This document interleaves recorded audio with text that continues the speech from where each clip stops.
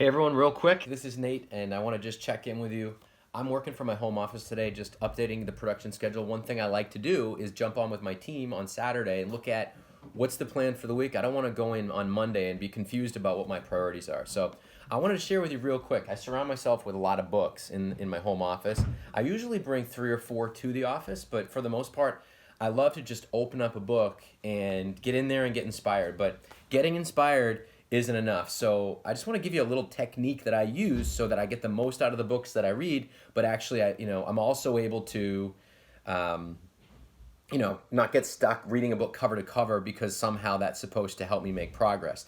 Reading a book cover to cover sometimes makes sense, but for the most part, you got to go line by line. And if you get something that inspires you, you got to follow a specific process. Hey, this inspires me. It feels good to me. I think this is something I want to work with or do something with, especially when I'm talking about business growth or personal development. This is what I do. I look for 3 things. The first thing is, if I'm inspired, I stop and I just feel it. I think, what's inspiring about that? And I actually keep a notebook with me when I read. So even when I'm listening to Audible books, books that are recorded and you can listen to them in the car while I'm running, I'm writing things down all the time. I'm either putting them into the notes on my phone or I'm writing things down. So if it inspires me, I stop, say, how does that feel? What am I feeling about that right now? Because how you feel is where everything starts. And then I say, okay, what's the distinction? So is this something I've heard before and I haven't done anything about it? And is it something that's new? That's a distinction. Something that I know that this has got some value. What specifically is it? And then the third thing is I get my calendar out and I decide, okay, when am I going to implement this? What action am I going to take when to incorporate this, test this, experiment with this in my life? So those are the 3 things that I do. And then I want to share a book that I've read and I've listened to and I've gone back to. I think the book says references, even if it's got stories and it's got like, here's all the chapters. What's really valuable when you read a book is diving in and getting that sense like, what am I going to get from this? What can I do with this? I think we read because we want to be inspired, but we also want to create change. So in the book, The Way of the Superior Man, this is an awesome book. It's by David Deida, Deida. I highly recommend it.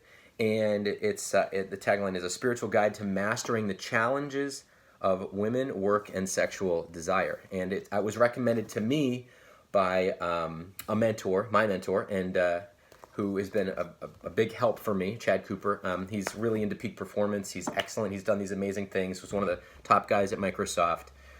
He helps people live legendary lifestyles, and of course, that's one thing that I love doing. So when I read the book, it helped me understand how to listen to the storm when women are really upset or frustrated, and to be willing to stand my ground, while also speaking my truth in love, and also noticing that a woman has a storm.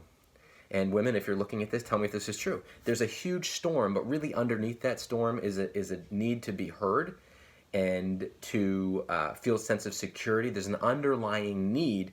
And as men, sometimes it's easier just to get angry, get frustrated, have arguments, and that's going to happen. But then really just getting into that seeking of understanding and saying, okay, this is just the storm.